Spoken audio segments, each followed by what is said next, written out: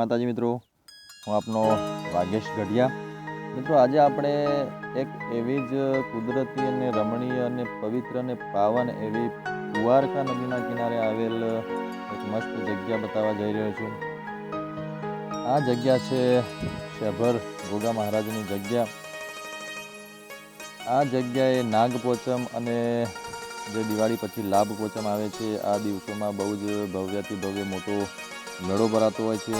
અહીંયા મહેસાણા જિલ્લો અને બનાસકાંઠા જિલ્લામાંથી અને બહુ જ દૂર દૂરથી લોકો અહીંયા દર્શનાર્થે પધારતા હોય છે. આ જગ્યા મહેસાણા અને બનાસકાંઠા જિલ્લાની સરહદ ઉપર બિલકુલ વચ્ચોવચ્ચ આવેલી છે. તો બંને જિલ્લાઓના લોકો અહીંયા બહુ જ મોટી સંખ્યામાં દર્શનાર્થે પધારતા હોય છે. આજે લાભ પોચમ છે, તો અમે પણ દર્શનાર્થે અહીંયા આવી ચૂક્યા હતા. તો અમે પણ તમને આજે આ મેળાનો નજારો બતાવીશું અને અહીંયાની જે કુદરતી સૌંદર્ય છે, કુદરતી સૌંદર્યનો નજારો બતાવીશું અને ગોગા મહારાજના દર્શન કરાવીશું.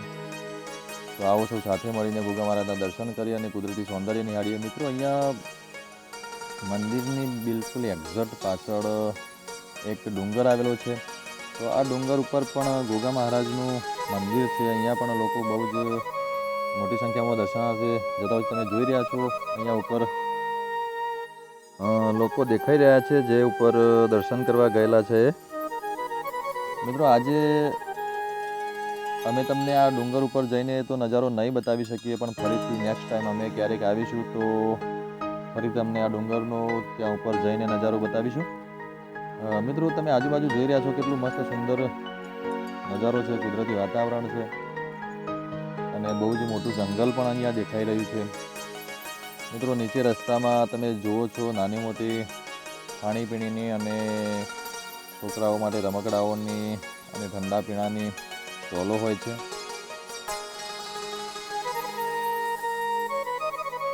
મિત્રો, આ જગ્યા એટલે એક જૂની નગરી કહેવાય છે કે અહીંયા એક સંભાલગઢ તરીકે જૂની નગરી હતી.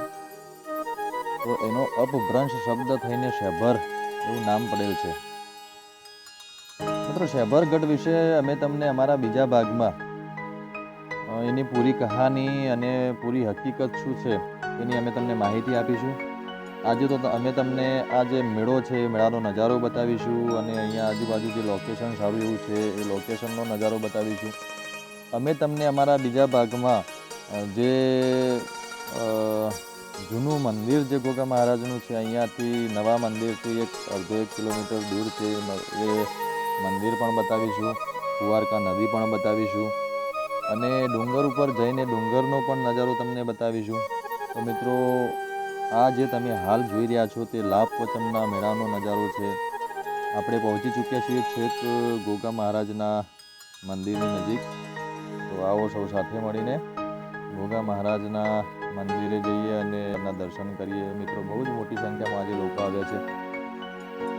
મિત્રો, પ્રવેશદ્વાર પણ અહીંયા બહુ જ સુંદર ટ્રસ્ટ દ્વારા બનાવવામાં આવ્યો છે. અહીંયાનું ટ્રસ્ટ ચાણસોલ ગામના લોકો ચલાવી રહ્યા છે. અહીંયાનો વ્યવહાર બધો ચાણસોલ ગામના લોકો કરે છે.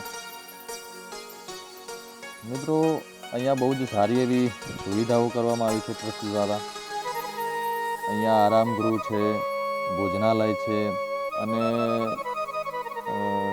છાયા માટે પણ બહુ જ સુંદર એવી સુવિધાઓ કરવામાં આવી છે કે લોકોને કોઈ પરેશાની ના થાય. મિત્રો, તમે અંદર એક મેન ગેટથી અંદર બેસતા એક બીજો ગેટ આવે છે, એ તમે જોઈ રહ્યા છો. આપણે હવે ફરીથી આ બીજા ગેટમાં પ્રવેશ કરીશું.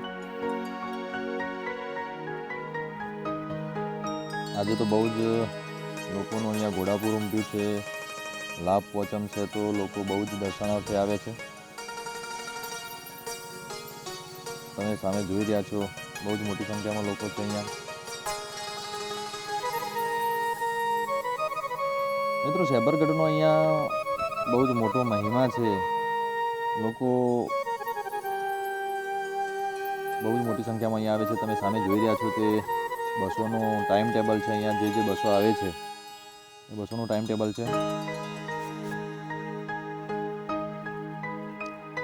આ જે તમે જોઈ રહ્યા છો એ દાન ભેટ માટે અહીંયા ઓફિસ છે.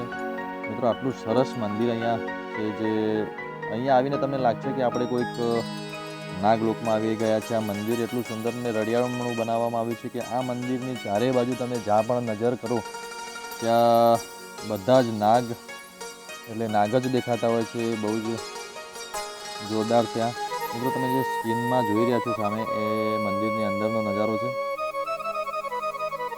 મિત્રો આજે મેળો છે એટલે અમે તમને અંદરનો નજારો વ્યવસ્થિત રીતે નહીં બતાવી શકીએ, પણ અમારાથી જે બનશે તમને બતાવીશું.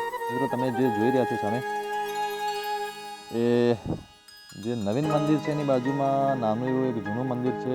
એમાં શેષ નારાયણ ભગવાનની એક જે જૂની મૂર્તિ મળી હતી અહીંયા લોકોને, એ મૂર્તિની સ્થાપના એમના એમ જ છે અને નવીન મંદિરમાં નવી મૂર્તિની સ્થાપના કરવામાં આવે છે. મિત્રો તમે જે જોઈ રહ્યા છો જૂની મૂર્તિ છે જૂના મંદિરમાં, જે અહીંયાથી કુવારકા નદીમાંથી લોકોને મળી હતી. એ મૂર્તિની સ્થાપના અહીંયા કરવામાં આવી હતી. અને બાજુમાં નવીન મંદિર મોટું છે તે એની તમામ ડિઝાઇન નાગથી કંડારવામાં આવી છે. આરસપાણનું મંદિર છે પણ બધી જ ડિઝાઇન નાગથી કરવામાં આવી છે. તો સુંદર નજારો છે આ તમે જોઈ રહ્યા છો. મિત્રો તમે પણ અવારનવાર અચૂકથી આ મંદિરની મુલાકાત લેશો. આટલું મસ્ત લોકેશન, મસ્ત નજારો અને રમણીય મનમોહક એવી આ જગ્યા છે. સુંદર કલર કામ કરવામાં આવ્યું છે અને આટલો સુંદર નજારો જોઈને મનને બહુ જ શાંતિ મળે એવી આ જગ્યા છે.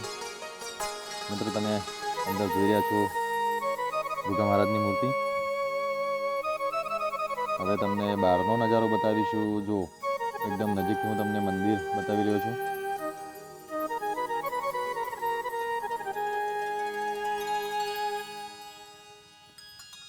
આખું મંદિર તમે જોઈ રહ્યા છો. જો દેખાય છે ને રમણીય કેટલું સુંદર છે.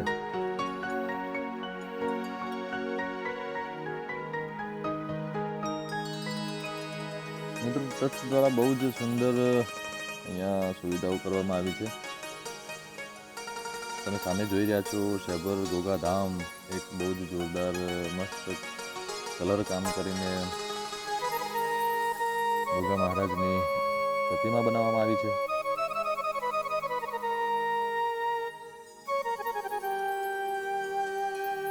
મિત્રો મંદિરનો એટલો મનમોહક નજારો છે કે આપણે અહીંયા બે ઘડી બેસીને જોઈ જ રહીએ અને દર્શનનો લાવો લેતા જ રહીએ. મંદિર પરિસરમાં મિત્રો આ એક વિષ્ણુ ભગવાનની શેષ નારાયણ સાથે મૂર્તિ મૂકવામાં આવેલ છે. અને મિત્રો યાત્રિકો માટે લોખંડના પતરા મૂકીને એક શેડ બનાવવામાં આવે છે જેથી લોકોને તકલીફ ના પડે. હવે અમે તમને બહાર જઈને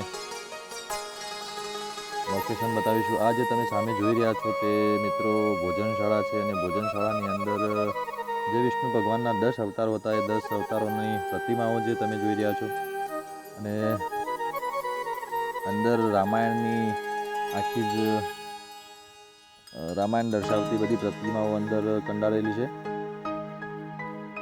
મિત્રો જે તમે સામે જોઈ રહ્યા છો તે ડુંગર છે જ્યાં ઉપર મંદિર છે અને હવે આપણે જઈ રહ્યા છીએ બાજુમાં નાગેશ્વર મહાદેવનું મંદિર છે. તો નાગેશ્વર મહાદેવના દર્શન કરીશું અને નાગેશ્વર મંદિરની સામે યજ્ઞશાળા છે તો આ યજ્ઞશાળા પણ નિહાળીશું.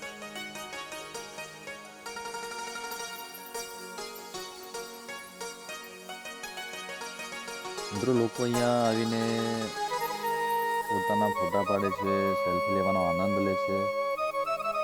બહુ જ રમણીય સ્થળ છે આ. મિત્રો જોઈ રહ્યા છો તમે નાગેશ્વર મહાદેવનું શિવાલય. આ શિવાલય પણ બહુ જ સુંદર કામથી બનાવેલ છે. બહુ જ મસ્ત જગ્યા છે. તો આપણે પણ અંદર જઈને નાગેશ્વર મહાદેવના શિવલિંગના દર્શન કરીશું. મિત્રો અંદર પણ નજારો બહુ જ જોરદાર છે.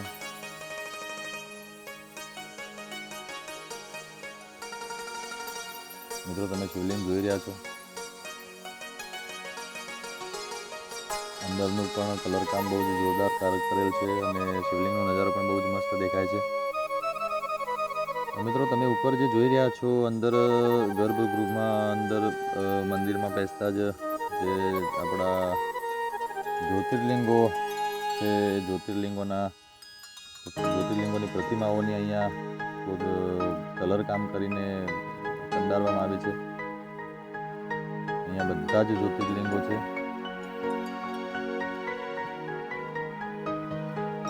મિત્રો આ તમે જોઈ રહ્યા છો એ યજ્ઞશાળા છે અને સામેથી ડુંગરનો બહુ જોરદાર નજારો દેખાઈ રહ્યો છે. આજુબાજુ કુદરતી વાતાવરણ છે. અહીંયાથી શ્રેષ્ઠ નારાયણ ભગવાનનું ગોગા મહારાજનું મંદિર પણ સુંદર નજારો છે. તો મિત્રો અમે તમને ફરીથી અહીંયા નેક્સ્ટ ટાઈમ આવીશું ત્યારે જે સભરગઢની સાચી કહાની અને સાચો જે ઇતિહાસ છે અમે તમને ફરીથી બતાવીશું. આ તો ખાલી તમને આ જગ્યા અને જગ્યાની માહિતી આપી અને મેળા વિશેની માહિતી આપી. તો ફરીથી અમે નેક્સ્ટ ટાઈમ તમને આ જગ્યાની પૂરી સાચી જે માહિતી છે, સાચો ઇતિહાસ તમને અમે અમારા બીજા ભાગમાં સભરગઢના બીજા ભાગમાં અમે તમને બતાવીશું. તો મિત્રો જે અમારી ચેનલ છે એ ચેનલને પૂરો સપોર્ટ કરજો અને અમારી ચેનલને લાઇક, શેર અને સબસ્ક્રાઈબ કરતા રહેજો. મિત્રો આવા ને આવા અમે તમને સુંદર મજાના વિડીયો અમારી ચેનલમાં બતાવતા રહીશું. તો ફરીથી પણ અમે તમને વિનંતી કરીએ છીએ કે અમને ફૂલ સપોર્ટ કરજો અને અમારા કામને બિરદાવજો અને મિત્રોને પણ અમારી ચેનલ શેર કરજો. આવી જ અતિ રમણીય, અતિ સુંદર જગ્યાઓ અમે તમને બતાવતા રહીશું. મિત્રો ગોગા મહારાજની વાત કરીએ તો ગોગા મહારાજના મંદિર આવા ઘણા બધા જ ગુજરાતમાં નાના મોટા મંદિરો આવેલા છે. તો અમે તમને બધા જ મંદિરો વિશેની માહિતી ટાઈમ મળશે ત્યારે આપતા રહીશું. અમને તમારા સાથ સપોર્ટની જરૂર છે. તો સાથ અને સપોર્ટ આપતા રહેશો એવી અમારી નમ્ર વિનંતી છે. મિત્રો આવતા બ્લોગમાં ફરી મળીશું. ત્યાં સુધી તમારા પરમ મિત્ર એવા વાઘેશ ગઢિયાને રજા આપશો. ત્યાં સુધી જય માતાજી, નમસ્કાર, જય ગોગા મહારાજ.